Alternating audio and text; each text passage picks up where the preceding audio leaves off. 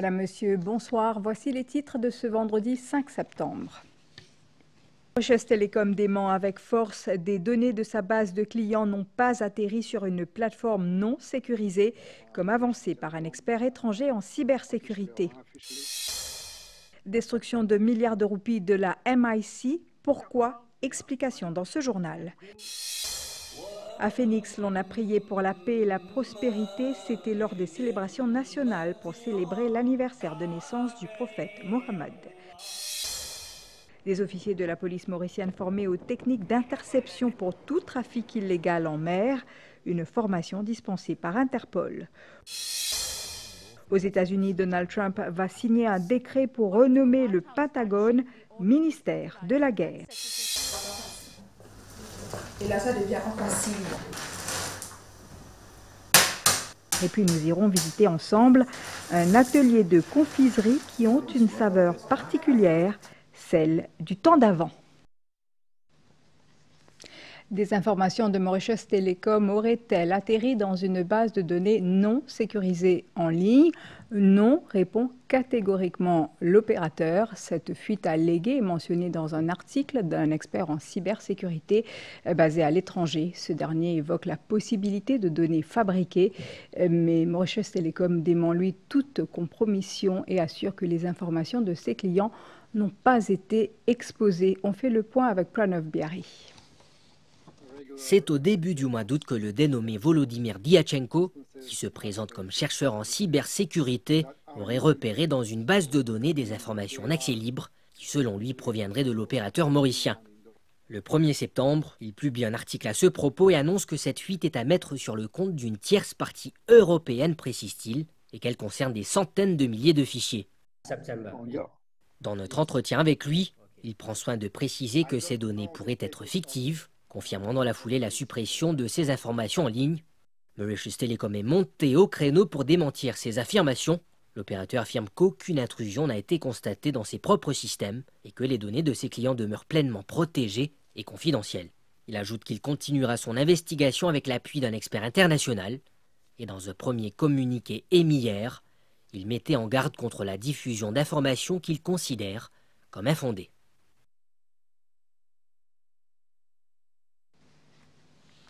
À Phoenix, la société abritant le registre Internet de l'Afrique obtient l'autorisation de la Cour de tenir des élections en vue de reconstituer son conseil d'administration. L'administration de la société s'était retrouvée dans une impasse juridique suite à des actions légales initiées par la firme séchelloise Cloud Innovation et membre d'Afrique.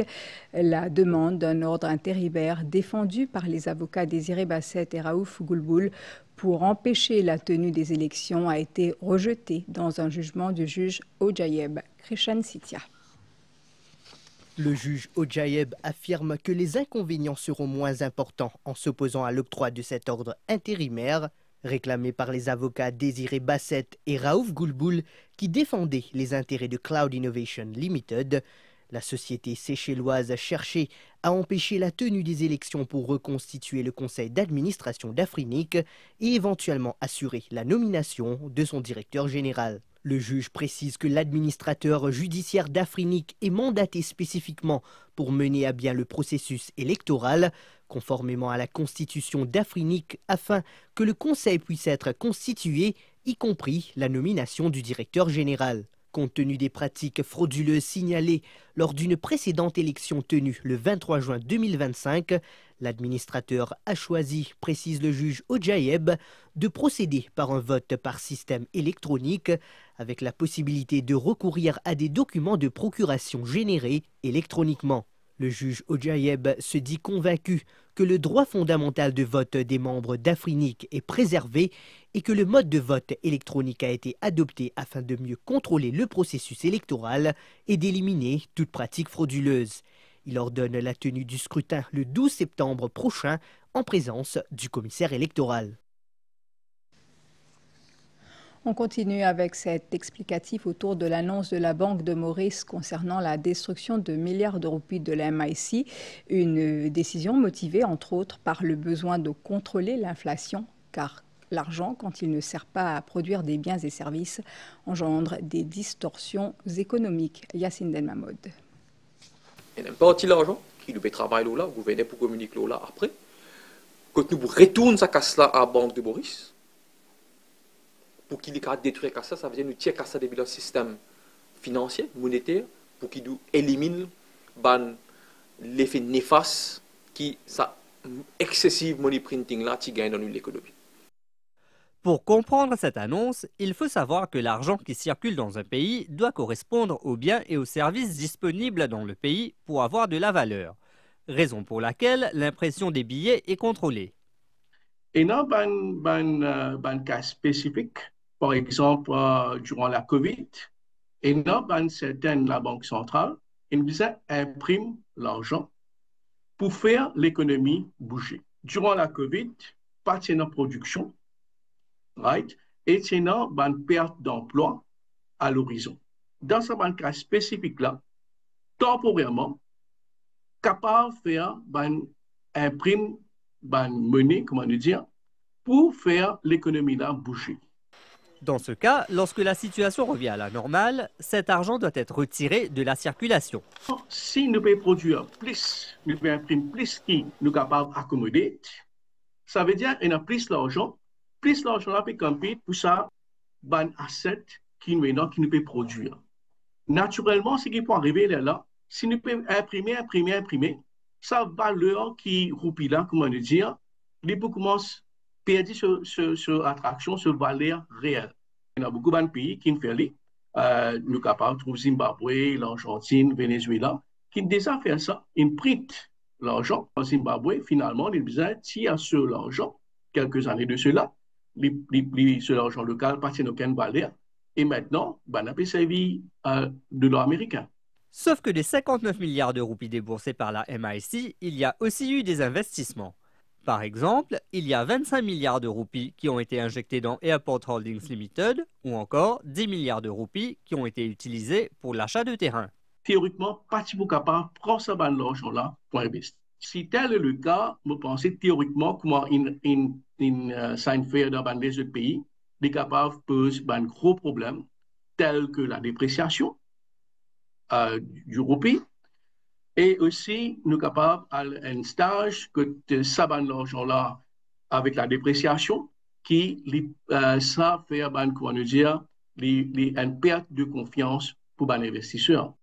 Pour l'heure, il est prévu de détruire 28 milliards de roupies, soit les 21 milliards qui n'ont pas été déboursés par la MIC et les 7 milliards qui seront remboursés d'ici décembre. Cela se fera à travers un exercice comptable.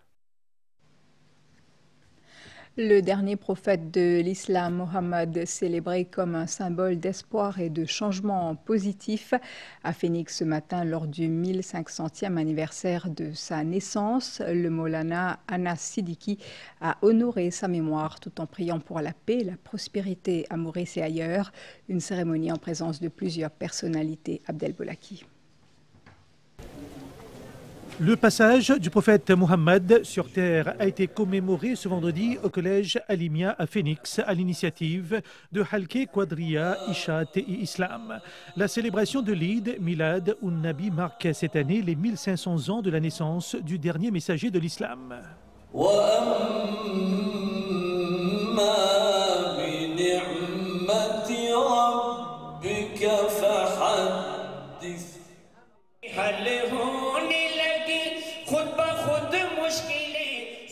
Plusieurs personnalités étaient présentes, le président de la République Dharam Gokul, le Premier ministre Dr Navin Ramgoolam, le député Premier ministre Paul Béranger, ainsi que le leader de l'opposition Jolé Jongar, entre autres.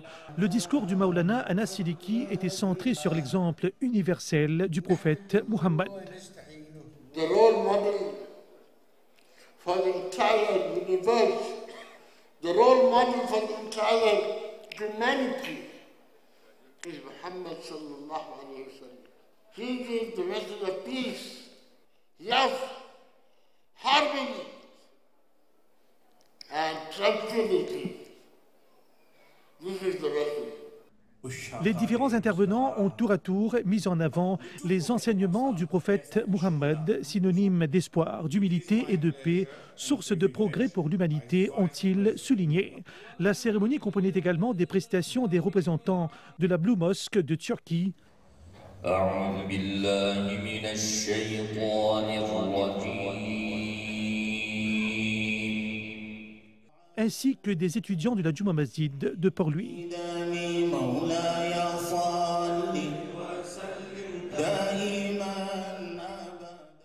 Une foule nombreuse avait fait le déplacement pour l'occasion afin de se recueillir et d'honorer la mémoire du prophète Muhammad.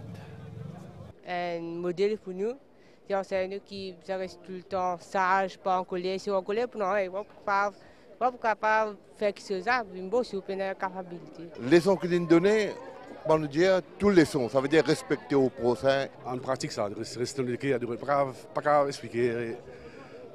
Mes enfants aussi passent un message aux autres qui est tout le temps pratique pareil et ça reste tout le temps pareil. Ce mode de vie qui nous a amené parfait, c'est lui-même qui nous guide pour l'humanité. Ces parler nous apprennent beaucoup de choses et nous besoin pratiquer ces parler nous guide et tout travail nous besoin faire travail propre et travail halal et là-dedans il y a ce barakat. Dans l'océan Indien, la lutte contre le crime organisé en mer prend une nouvelle dimension. Interpol vient de conclure une formation destinée aux forces de l'ordre du pays. Le programme Safe Cities Africa, financé par l'Union européenne à hauteur de 25 millions d'euros, est coordonné par la Commission de l'océan Indien. Marine Résidu. Un bateau intercepté au large, des cargaisons dissimulées, des réseaux transnationaux. C'est le quotidien des enquêteurs maritimes au cœur de l'océan Indien, par où transite plus de 80% du commerce mondial. Votre intervention doit renforcer nos actions dans cette région et garantir des résultats durables. Une baisse du prix des drogues signifierait une disponibilité plus importante.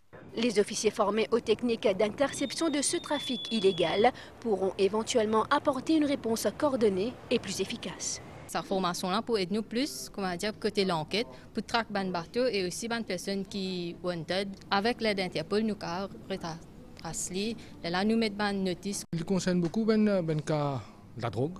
Ouais, en grande quantité, c'est pas même une petite quantité qui nous dit, et aussi trafic humain, trafic organes, tout ça. Ça, c'est une affaire qui prend l'ampleur un peu plus dans le monde. Une agence qui nous est à Maurice, si nous travaillons en coopération, nous pensons nous avons capacité pour faire ce qui va montrer nous. Cette formation s'inscrit dans le cadre du programme régional Safe Cities Africa, soutenu par l'Union européenne pour renforcer la sécurité maritime et la coopération dans la région. Africa, c'est le nouveau programme de l'Union européenne régional, donc d'une valeur totale de 25 millions. C'est la première formation fournie par Interpol dans le contexte de Safe Cities Africa. Donc on veut absolument assurer un océan sûr qui peut donner de prospérité, qui peut donner de l'argent, d'emploi pour tout le monde, pour la région, mais aussi pour le Maurice, bien sûr. Avec des officiers préparés et équipés, Maurice renforce ainsi sa position dans l'espace maritime régional afin de tenir les crimes organisés loin de ses côtes. Aux États-Unis, le président Donald Trump va signer ce vendredi un décret en vue de rebaptiser le Pentagone en ministère de la guerre et non plus en ministère de la défense, comme c'est le cas actuellement. Cynthia Moutou. Selon la Maison-Blanche, le ministère de la Défense des États-Unis reprendrait son nom historique. Le ministère de la Guerre a été créé en 1789 par le premier président des États-Unis, George Washington, au lendemain de leur guerre d'indépendance contre la Grande-Bretagne. Le président Donald Trump a rappelé qu'il s'agissait aussi du nom utilisé lors de la Première et de la Seconde Guerre mondiale. En 1943, le ministère fut installé au Pentagone, alors plus large complexe administratif du monde, et changera de nom après la Seconde Guerre mondiale pour devenir le ministère de la Défense en 1949. Pour la Maison-Blanche, il s'agit de refléter la puissance de la plus grande armée du monde. Souvent considérés comme des nuisances, des insectes, en l'occurrence des mouches, pourraient bien révolutionner l'agriculture. Grâce aux larves de la mouche soldat noir, un jeune agronome béninois transforme les déchets organiques en un engrais naturel qui redonne vie au sol appauvri par le climat. Voyez ce reportage commenté par Priyanka Uri. À Tori, au sud du Bénin, de simples larves se nourrissent de déchets organiques. En quelques jours seulement, elles transforment ces résidus en compost riche et naturel. Derrière cette initiative, Noël Obogno, fondateur d'Agro-Ecoservices. Avec son équipe, il produit un fertilisant qui permet aux agriculteurs d'améliorer leur rendement sans avoir recours aux produits chimiques. Pour des maraîchers comme Chaba, la différence est claire. Ces récoltes de tomates ont plus que doublé depuis l'utilisation de ce compost. Avec un pied de tomate, je suis autour de 1 kg, 1,5 kg. Mais le rendement avec l'utilisation du compost Agro-Ecoservices, j'envoisine 4 kg, voire 5 même. Un atout précieux dans le pays où plus d'un tiers des terres sont dégradées et où les effets du changement climatique compliquent davantage le travail des cultivateurs. L'érosion et le faible taux de matière organique des sols sont une raison qui explique la faible productivité de l'agriculture et donc la pauvreté des agriculteurs. De plus, les effets de changement climatique comme les épisodes de sécheresse prolongée les plus irrégulières au cours des campagnes agricoles complique davantage encore la situation. Soutenu par l'International Fund for Agricultural Development et ses partenaires, le projet s'est déjà étendu à plusieurs pays de la sous-région et compte des milliers de clients. Il faut aussi avouer qu'on est passé de 5 personnes comme effectif de production à aujourd'hui 15 personnes qui produisent régulièrement cet engrais-là sur ce site avec 30 personnes comme prestataires occasionnels. De la larve à l'assiette, cette innovation illustrée comme des solutions simples et locales peuvent renforcer la sécurité alimentaire dans un contexte de changement climatique et ainsi donner un nouvel espoir aux petits producteurs africains. Retour à Maurice avec ce soutien financier qu'offre le Chagosian Welfare Fund à une vingtaine d'élèves qui ont réussi leurs examens du primaire et du secondaire. Cette enveloppe leur permettra d'acheter leurs fournitures scolaires pour la prochaine rentrée. Anisha Madea. C'était un moment de fierté pour ces enfants et leurs familles. Ils ont reçu des bourses scolaires pour récompenser leurs efforts et les encourager à poursuivre leurs études. Je suis content de ça. Je l'école. L'envie vétérinaire, ça aide moi beaucoup pour mon affaires, mon monter. Pour mon fourniture scolaire, pour l'année qui vient. Je suis content que le Chagos Welfare Fund, ils font ça pour les élèves. Ils travaillent dur pour ça. Pour le leader du groupe réfugié Chagos, Olivier Bancoult, ces enfants témoignent d'une véritable détermination dans leur parcours scolaire. Depuis qu'ils mettent sur place, ça Chagosian Welfare Fund, nous donne priorité à nos enfants, surtout au niveau de l'éducation. Nous connaissons qu'ils sont la plupart dans une région défavorisée, ZEP, mais ça ne veut pas dire qu'il y a une région défavorisée qui ne peut pas avancer. Une initiative qui met en avant l'importance de l'éducation et la volonté de soutenir la réussite des futures générations. Pendant 3 jours, des jeunes et des moins jeunes ont discuté ensemble de la promotion de la gouvernance, de la justice, de la paix dans l'océan Indien. Ce forum intergénérationnel en est à sa 4e édition. Il a été organisé par le COMESA et l'Union africaine en partenariat avec la Commission de l'océan Indien, Ashmin Tabantou.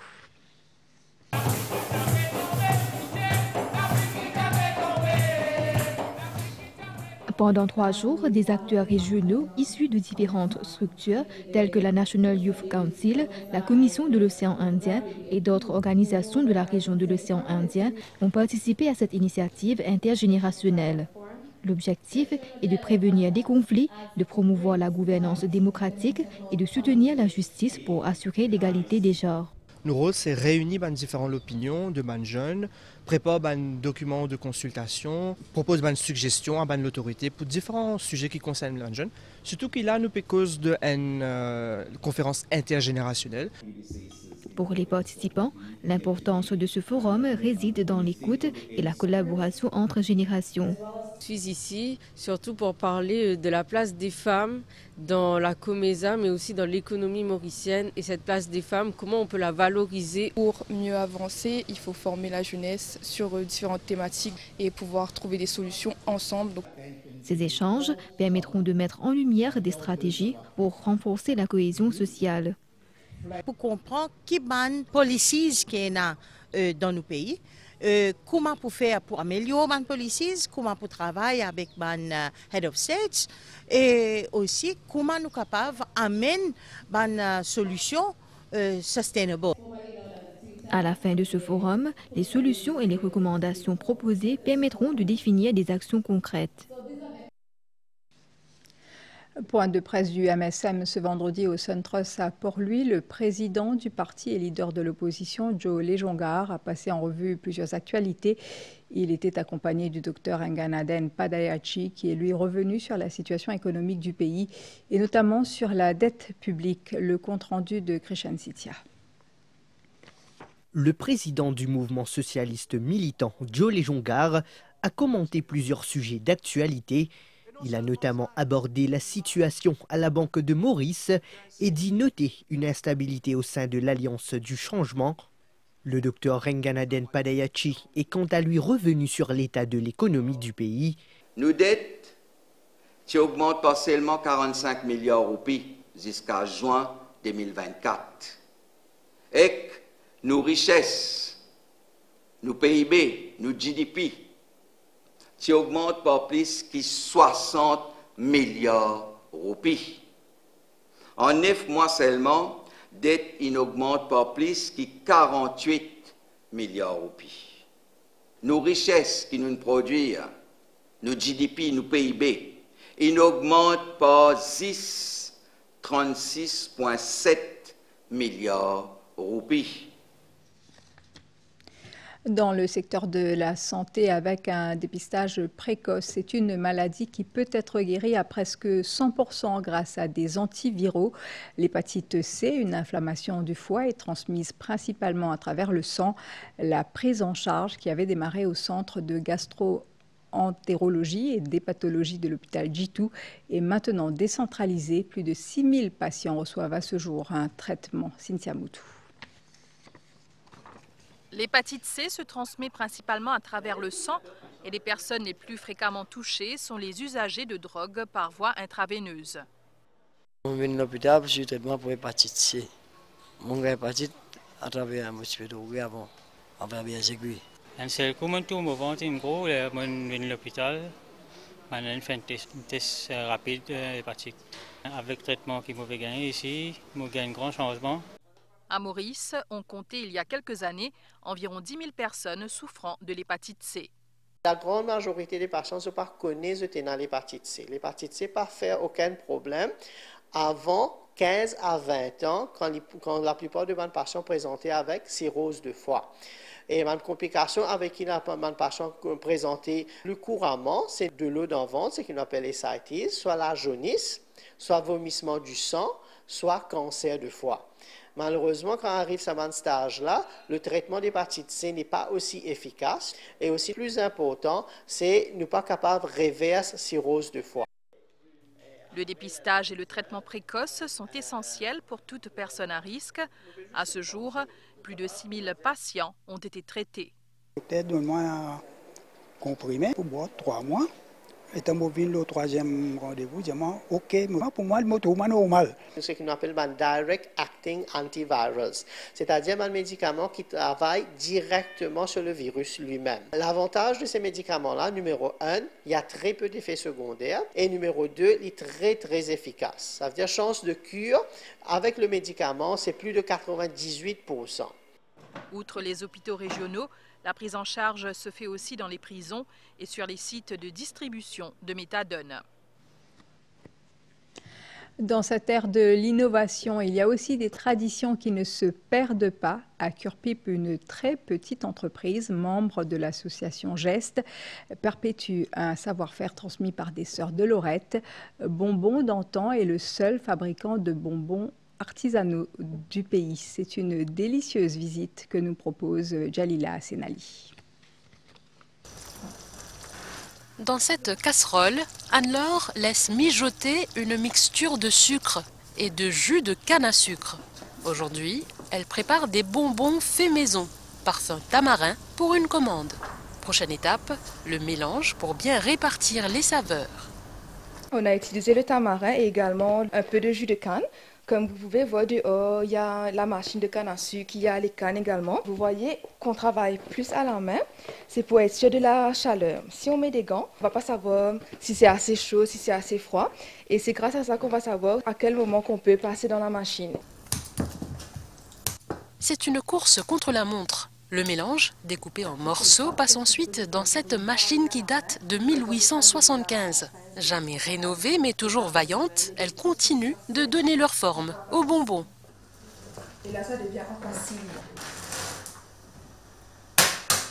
Ces confiseries font partie de la 50aine de produits proposés, dont des biscuits d'antan glacés à la main et des lollipops fabriqués selon un procédé très physique.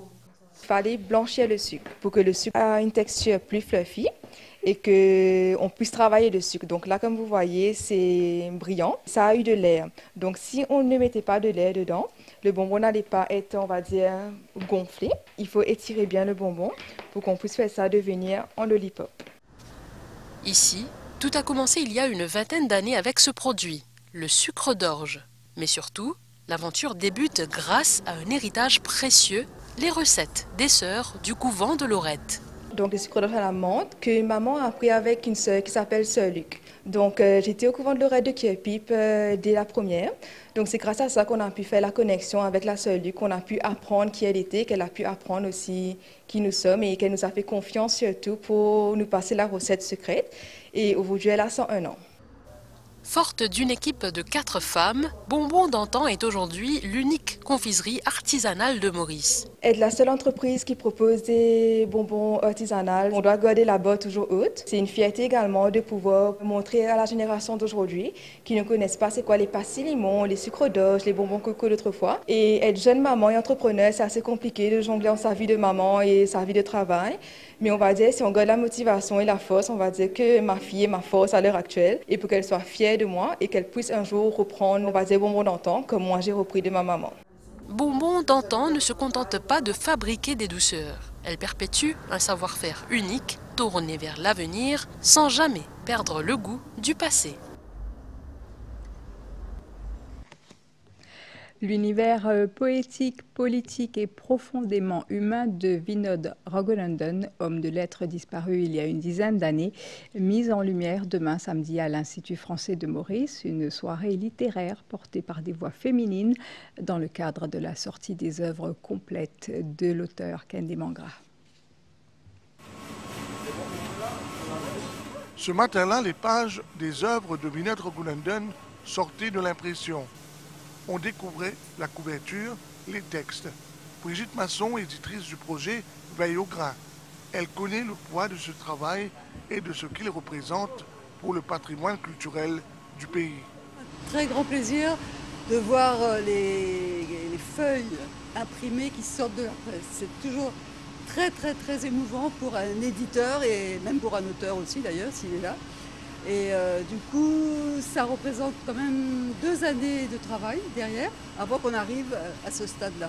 Donc c'est vraiment très émouvant. Demain, cet ouvrage sera remis à celles et ceux qui l'ont côtoyé. Cette année marque les 10 ans depuis que le poète Vinod Raghunandan nous a quittés. Pour que sa mémoire reste intacte, Brigitte Masson s'est donnée pour mission de rééditer ses écrits. Dans sa préface, Ananda Devi relate sa rencontre avec l'auteur. Le coffret comprend 3 volets, l'un est axé sur l'homme et l'œuvre, les 2 autres traitent de ses nouvelles et de plus de 200 pages de poèmes. Vinod Raghunandan fut un poète du pays qui n'a cessé d'écrire et de coucher sur papier son ressenti. Le poète n'est plus, mais ses écrits demeurent. Et les récompenses se poursuivent pour l'écrivaine Ananda Devi. Elle a obtenu hier à Paris le prix Gide du contemporain capital. Ce prix littéraire nommé en hommage au prix Nobel de littérature André Gide récompense chaque année une œuvre littéraire majeure qui se démarque dans la création contemporaine. Ce qui nous amène à la fin de ce journal. Madame, Monsieur, merci. Je vous souhaite de passer une très belle soirée. À bientôt.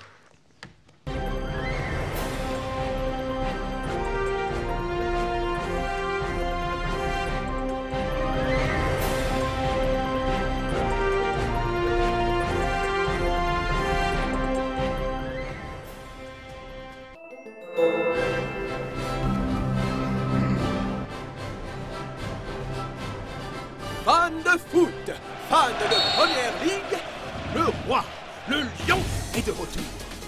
Le moment tant attendu est enfin arrivé. Retrouvez vos stars en action sur les chaînes Canal+ et Canal+ Sport. Vibrez avec les grands championnats de foot sur tous vos écrans connectés compatibles. Canal+, votre nouvelle expérience streaming en live et à la demande.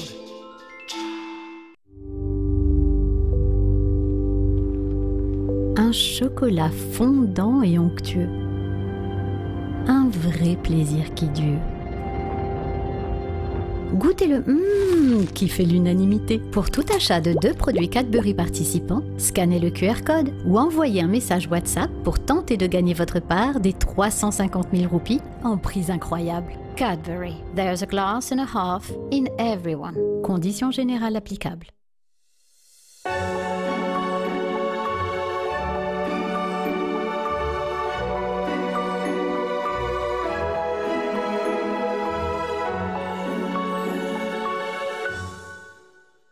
Découvrez une hydratation incomparable. Nivea Body Milk. Désormais enrichie en acide hyaluronique pur à 100%. Une hydratation encore plus longue durée. Quand notre peau est éclatante, nous nous sentons plus confiants. Ici et là. Nouveau Nivea Body Milk avec acide hyaluronique. Votre peau à ressentir pleinement. Nivea pour la peau.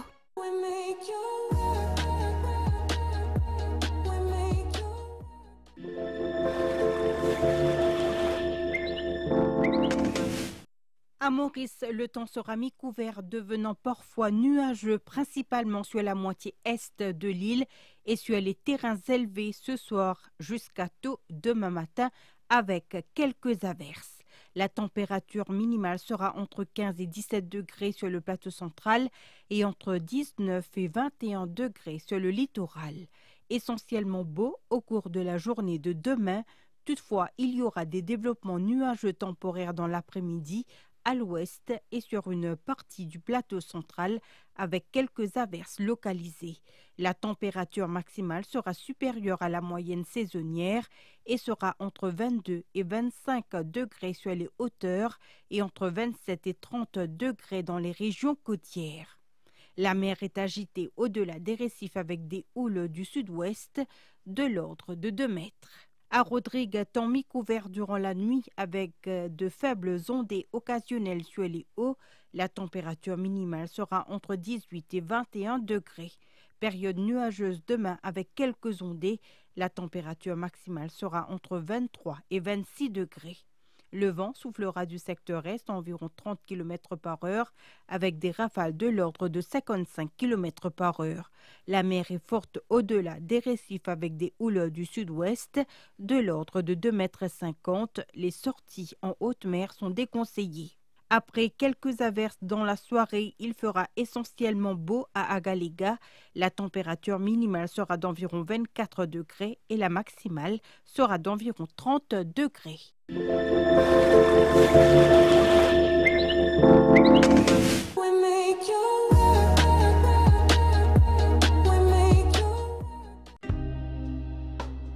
Bisa travail aujourd'hui là. Personne pas trouve moi là.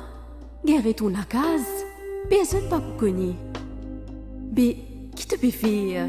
Casse-toi. Ton surtout un collègue pour faire palabre là. Retourne dans l'auto. Wait.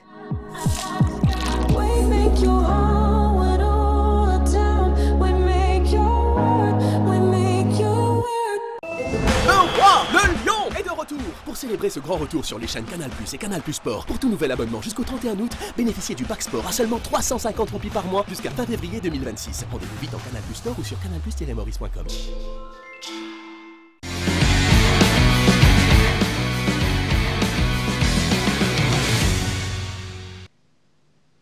Bonsoir à toutes et à tous, bienvenue dans votre rendez-vous quotidien avec l'actualité sportive. Football avec la 7e journée des éliminatoires de la Coupe du Monde 2026 pour la région Afrique. Dans le groupe D, le Cap-Vert reste leader après sa victoire 2-0 aux dépens de Maurice. Match disputé au complexe multisport de Côte d'Or hier soir. Voyons ce compte-rendu de Vikash Bagirotti. Dès les premières minutes de cette rencontre, les Capverdiens se montrent dangereux en attaque. Ils précisent leurs intentions à la 20e minute avec ce but de Giovanni Cabral. Ils profitent au passage d'une intervention très mal inspirée du gardien mauricien Dorian Ciotti. 1-0, ce sera le score à la mi-temps, même si les locaux estiment que le score aurait pu être différent avant la pause. N'était-ce cette faute non signalée sur Wilson Moutou en pleine surface des requins bleus? Les nombreux supporters mauriciens espéraient tout de même une réaction de leur équipe en seconde période et sur l'une des incursions du Club M dans la surface adverse, une faute de main du défenseur central Roberto Lopez n'est pas remarquée par les arbitres. Son partenaire de la charnière, Edilson Borges, lui, ne se pose pas de questions et reprend victorieusement de la tête ce corner très bien frappé par Lopez Sydney à 20 minutes du terme. Un deuxième but qui coupe définitivement l'herbe sous les pieds des Mauriciens. Ça se joue sur des détails, on sait que nous, en termes au niveau de Maurice, on ne peut pas laisser des détails passer. On ne peut pas laisser ça si on va un résultat face à des joueurs qui jouent la Coupe d'Europe pour la plupart. Donc, frustré. Après, d'un point de vue mentalité, d'un point de vue engagement de l'équipe, des joueurs qui vont au bout d'eux-mêmes et qui respectent tactiquement les consignes, c'est très positif. Le Club M a mis le cap sur l'Angola pour son prochain match, prévu mardi le 9 septembre, avant d'accueillir le Cameroun début octobre. La bande à Guillaume Moulek bouclera ses éliminatoires à la mi-octobre, à domicile face à la Libye. En judo, après les championnats d'Afrique vétérans hier en ce vendredi, c'est la Port-Louis Junior African Cup qui a retenu l'attention au complexe sportif de Côte d'Or. La moisson a été particulièrement bonne pour nos représentants avec 5 médailles d'or.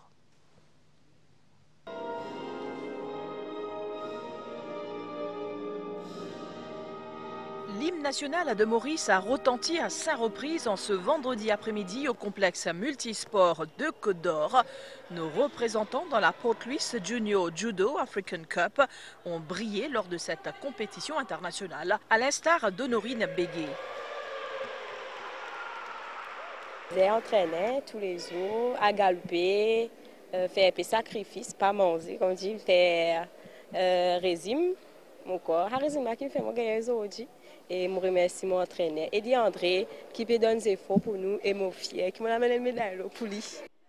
Sinon, 3 finales 100% mauriciennes se sont disputées ce vendredi, dont celle chez les moins de 100 kg, remportée par Luca David contre Emmanuel Simissé. Immense fierté, autant que me change dans moins 100, malgré l'un a 10 kg de plus de moi et me donner meilleur de moi-même et voilà le résultat me payer. Une performance saluée par les dirigeants de la fédération mauricienne. Cette semaine est riche en activités pour le judo. Ce week-end sera marqué par l'Open Mauritius Cadet samedi et Senior ce dimanche. Et aux Mauriciens, les dirigeants auront cet appel, qu'ils viennent en nombre pour soutenir nos compatriotes. Clap de fin sur les championnats d'Afrique de boules lyonnaises organisés cette semaine à Pierrefonds. Maurice participera aux championnats du monde de boules lyonnaises en novembre à Mâcon pour les dames et en avril prochain pour les hommes en France. Lors des finales, Pamela Wang a dominé son adversaire algérienne sur le score de 9-6, tandis que Jean-Michel Pourroy s'est imposé 13-4 face à un joueur marocain. Hippisme place à la 5e journée de la saison ce samedi au Champ de Mars.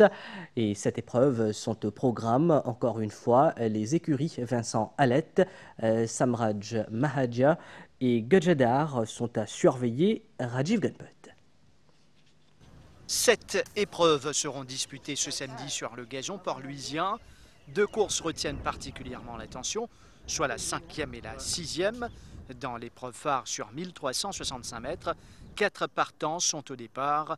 Sigete demeure favori.